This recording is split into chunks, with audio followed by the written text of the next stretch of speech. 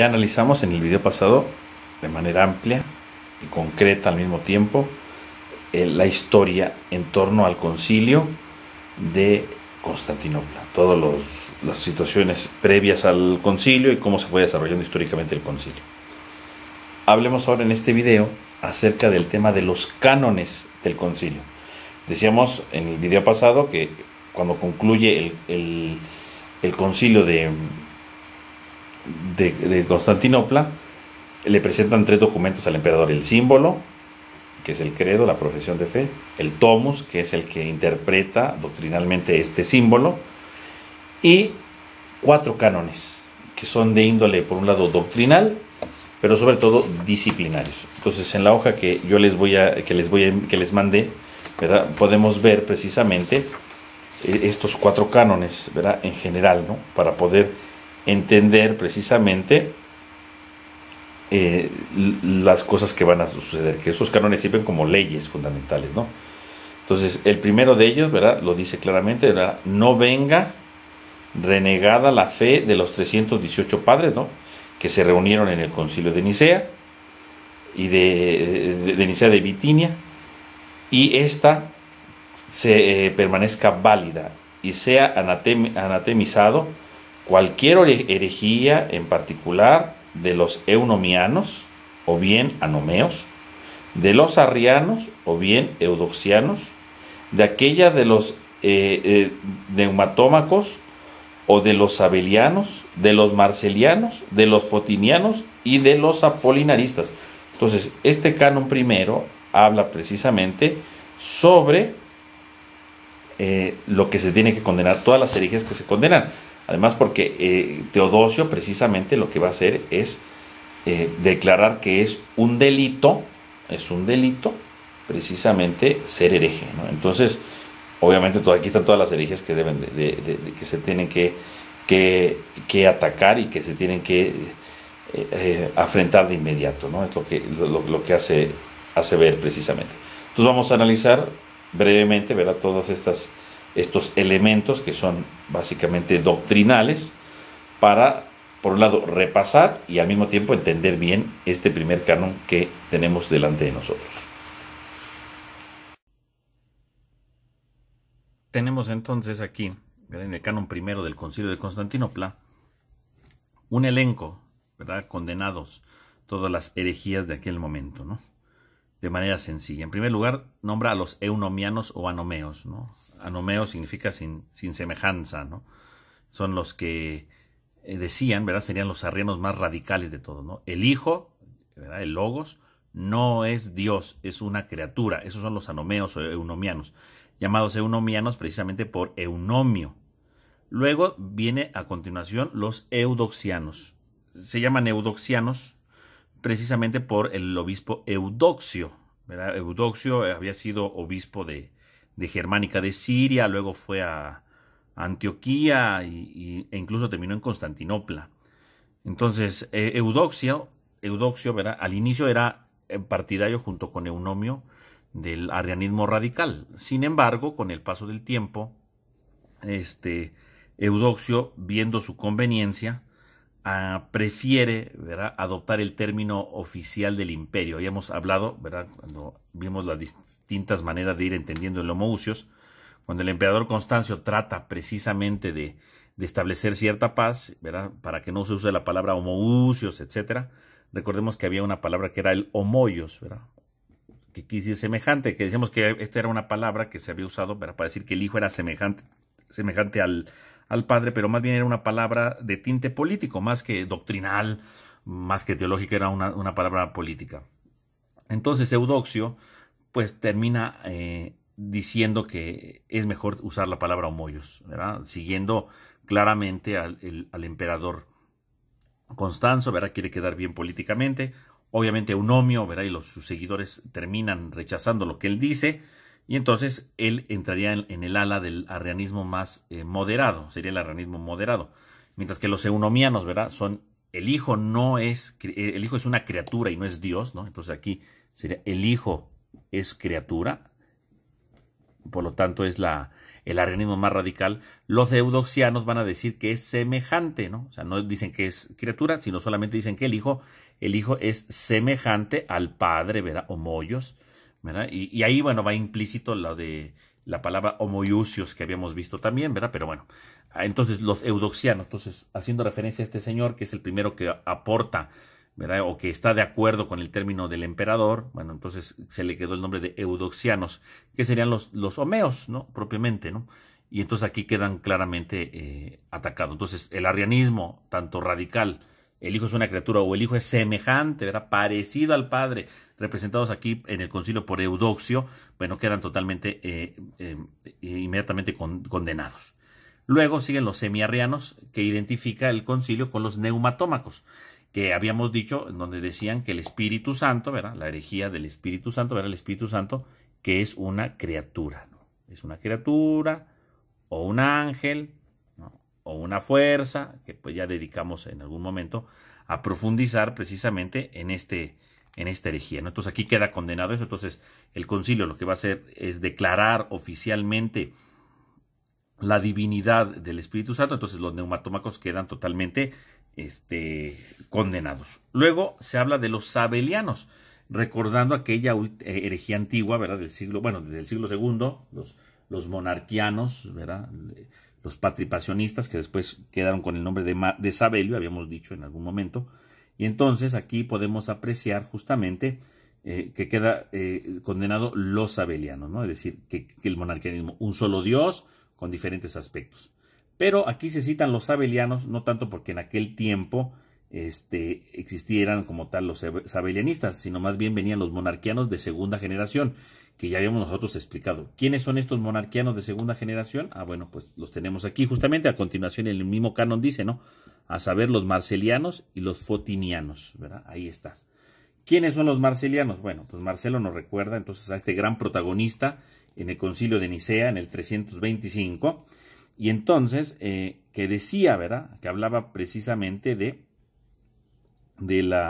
una mónada, ¿no? Lo habíamos explicado nosotros, ¿no? De una mónada, ¿verdad? Una especie de mónada aquí, ¿no? Que era Dios y que en un momento determinado, ¿verdad? Se arrancó un pedacito que fue el Hijo y luego otro pedacito que fue el Espíritu Santo, ¿no? Y que al final de los tiempos regresaría, ¿no? Y se unirían en una sola mónada, ¿no? De manera breve, ¿no? Porque ya en una de las clases ya explicamos ampliamente este tema de Marcelo de Ancira, ¿no?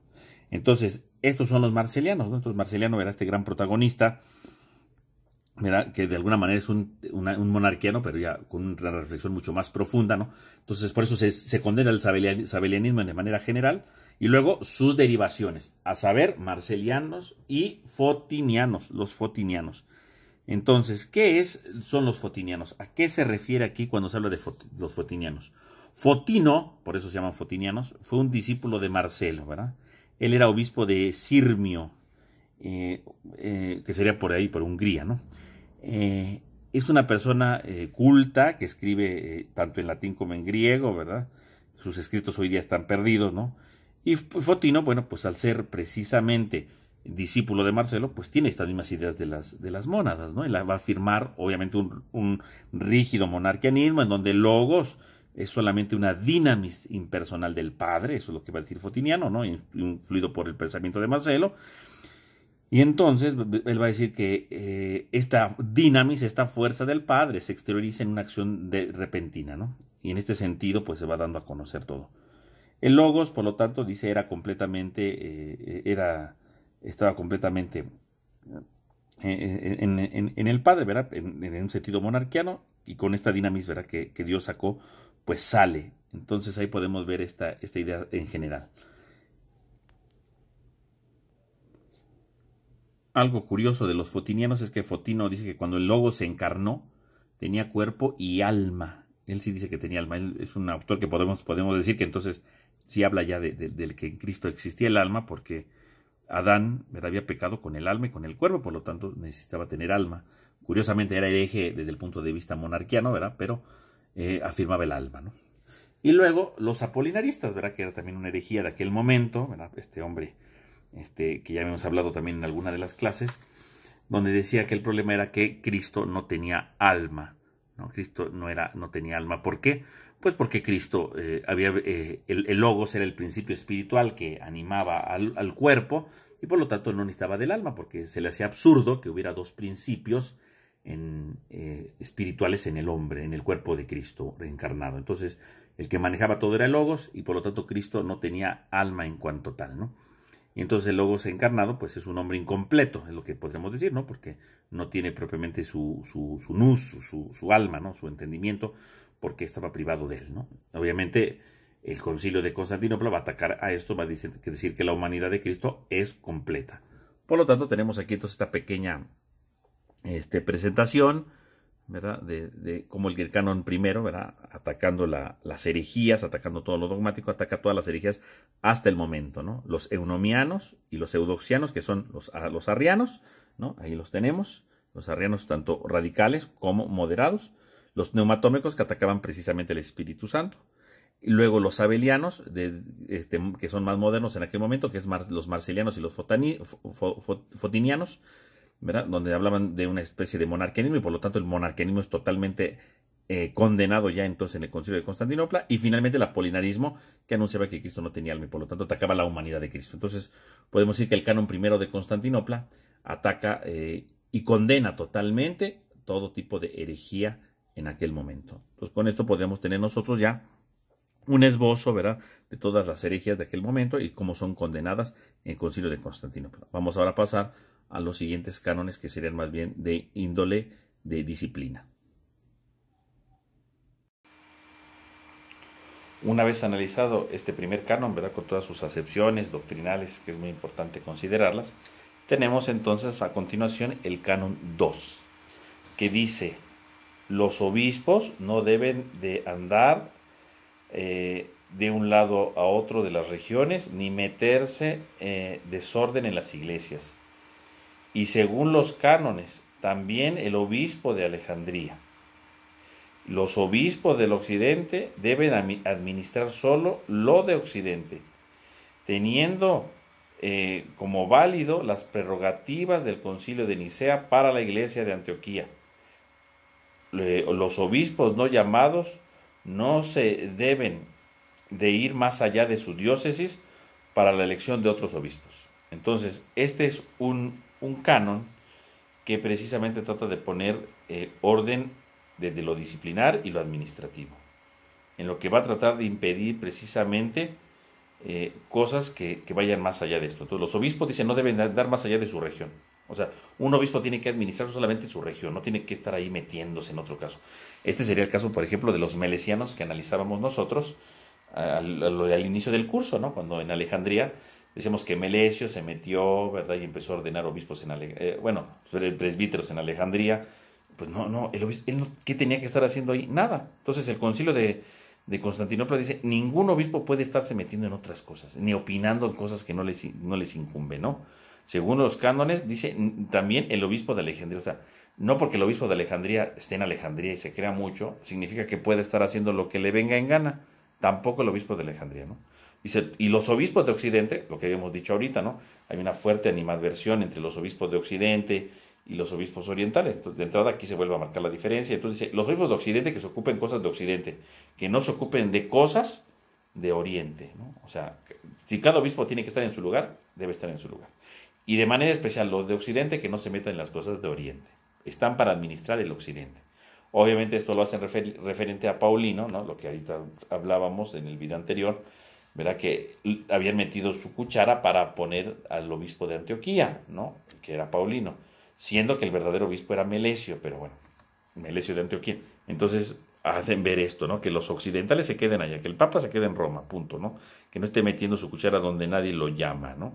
Teniendo válidas las prerrogativas del concilio de Nicea, ¿no? Donde nadie puede cambiarse de diócesis porque se le ocurre, ¿no? Y del concilio de Nicea para toda, incluyendo la iglesia de Antioquía, ¿no? O sea, aclaran que la iglesia de Antioquía, porque es uno de los grandes conflictos que se dieron precisamente en el desenvolvimiento del concilio, ¿no? Dice, los obispos no llamados no deben de ir a donde no los llamen, punto. Si se va a elegir un obispo, bueno, que se elija conforme se deba de realizar, por la elección, con el emperador, etcétera. Y si se pide la ayuda de los obispos, pueden ir, pero que no vayan obispos que no los llaman, ¿no? Entonces, si no te llamaron para elegir obispos, ni te estés metiendo ni opinando, porque tú no tienes nada que hacer, ¿no? Ese es respecto al canon 2. El canon 3 dice, el obispo de Constantinopla tiene la preeminencia de honor después de Roma, después del obispo de Roma, ¿no? ¿Qué quiere decir esto? Este es un golpe duro, precisamente desde el punto de vista de la política eclesiástica. Porque decíamos que en la antigüedad, bueno, Roma tiene su preponderancia, porque ahí murió Pedro, porque ahí fue la capital del Imperio Romano en la antigüedad. Y entonces históricamente tiene una gran fuerza, ¿no? Entonces el obispo de Roma tiene gran fuerza, que como hemos dicho, pues en general no habían sobresalido mucho los obispos de Roma, pero ya estar en Roma pues ya significaba algo fuerte, algo de valor, ¿no? Sin embargo, dice este tercer canon, pues hace ver que entonces sí, el obispo de Roma tiene su lugar.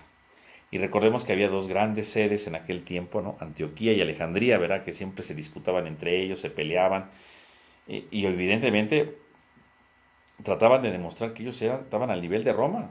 Y si no podían llegar, porque históricamente no pueden tener el mismo valor que Roma, pues seguían después de Roma. Entonces, este tercer canon es un golpe durísimo para esta tradición de peleas entre Antioquía y Alejandría, porque están diciendo, después de Roma, sigue Constantinopla.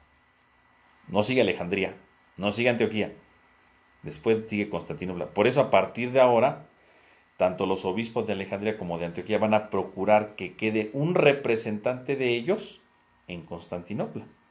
Porque si, por ejemplo, un obispo antioqueno llega a la sede de Constantinopla, bueno, pues entonces Antioquía se fortalece porque tiene un representante suyo en su comunidad. Si Alejandría logra colarse, ¿verdad? Y entonces tuviera un obispo alejandrino en Constantinopla, bueno, pues eso habla muy bien de Alejandría, porque entonces la segunda es Constantinopla, pero aparte de Constantinopla, ¿verdad? Alejandría, porque puso al obispo. Entonces, a partir de ahora, ¿verdad? Dado que estas fueron relegadas de cierta manera, porque el segundo lugar, ¿verdad? En preponderancia se lo da precisamente a la ciudad de Constantinopla, ahora van a pelearse estas dos sedes para procurar precisamente tener mayor poder político siendo el obispo de Constantinopla, ya no solamente porque ahí está el emperador, sino porque eclesiásticamente tiene un lugar de honor, ¿no? Y entonces vamos a ver que muchos de los conflictos que se van a desarrollar después, incluso hablaremos de uno, ¿verdad?, en la última clase, precisamente son estos problemas porque hay que procurar llegar a Constantinopla, ya no solamente porque es la capital del imperio, sino porque ocupa el segundo lugar de honor después de Roma. Entonces, políticamente hablando, viene todo esto. Y el cuarto canon dice que Máximo, el filósofo, no sea llamado obispo, ¿verdad? No se ha convertido en obispo. Y por lo tanto, ¿verdad?, que las eventuales ordenaciones hechas de cualquier manera en el clero resulten inválidas. Entonces, el cuarto canon, bueno, toca fuertemente el tema de Máximo el Cínico, ¿verdad?, de este filósofo, un poco complicado, ¿verdad?, porque precisamente pues va en contra de todo. Obviamente, esto es como un desglose del canon 2, ¿no? Porque el canon 2 dice que ningún otro obispo se meta en asuntos que no es de su comunidad, ¿no? Entonces, en este caso, los obispos egipcios que se metieron a Constantinopla para ordenar a Máximo, bueno, pues según el canon, nulo. Pero como esto de Máximo llamó mucho la atención y obviamente se vio como la cuchara del obispo de Alejandría se había metido, entonces han decidido dedicarle un canon, fíjense, ¿no? O sea, cómo sorprendió y cómo dolió en cierto sentido que Máximo se haya metido dentro de la Constantinopla y que lo hayan ordenado. Entonces, un canon está dirigido oficialmente para el tema de Máximo. Fíjense cuánta preponderancia tiene precisamente aquí el tema de Máximo el filósofo, ¿no? Cómo se mete y entonces dicen, pues Máximo, o sea, según el canon 2, pues no es válido lo que están haciendo los obispos egipcios y por supuesto no es válido Máximo como obispo. Pero aquí lo aclara, porque obviamente es una cosa que se tiene que aclarar. Máximo no puede ser obispo y si él fue considerado como obispo y ordenó, son nulas sus ordenaciones. O sea, no van a permitir que se repita lo del melesianismo en Alejandría y que empiecen los conflictos que porque me ordenaron. No, el concilio y por lo tanto el emperador mismo está diciendo todo lo que haya hecho este señor es nulo y por lo tanto queda totalmente exiliado, queda totalmente fuera de las categorías que se están presentando, porque es un delito, punto, no se puede hacer.